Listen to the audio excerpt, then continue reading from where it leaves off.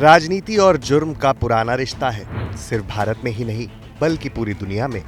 भारत में भी जब जब चुनाव होते हैं तो हर पार्टी की तरफ से कई ऐसे उम्मीदवार देखे जाते हैं जो आपराधिक गतिविधियों में लिप्त होते हैं या जिन पर कोई ना कोई मुकदमा चल रहा होता है।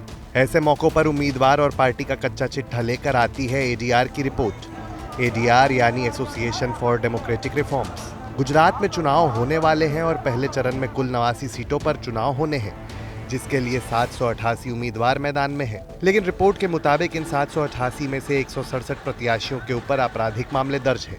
इनमें से 100 उम्मीदवारों के खिलाफ हत्या और रेप जैसे गंभीर आरोप हैं। अब आपको बताते हैं कि इन 167 में से कितने उम्मीदवार गुजरात में चुनाव लड़ रही 3 प्रमुख पार्टी बीजेपी, कांग्रेस और आम आदमी पार्टी में से हैं।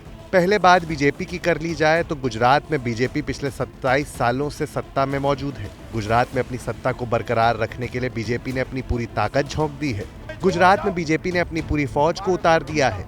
चुनाव से पहले एडीआर की एक रिपोर्ट सामने आई है जिसमें पहले चरण के लिए उम्मीदवारों के आपराधिक बैकग्राउंड की जानकारी दी गई है। एडीआर की रिपोर्ट के अनुसार गुजरात विधानसभा चुनाव 2022 में बीजेपी ने इस बार आपराधिक अतीत वाले 14 उम्मीदवारों को टिकट देकर चुनावी मैदान में उतारा है। प्रतिशत के लिहाज से यह संख्या 16% है।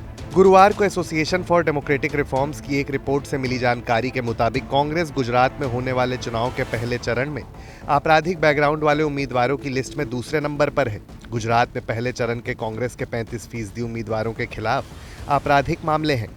उम्मीदवारों में 20% ऐसे उम्मीदवार हैं जिन पर गंभीर आरोप है। गुजरात में कांग्रेस ने पहले चरण में 89 सीट पर अपने उम्मीदवारों को उतारा है। कांग्रेस के आपराधिक मामलों वाले उसके उम्मीदवारों की संख्या 31 है।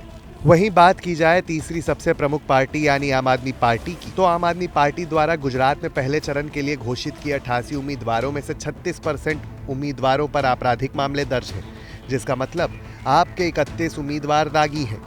एडीआर की रिपोर्ट में इस खुलासे के बाद किस करवट बैठेगा चुनावी ऊंट, ये तो वक्त ही बताएगा।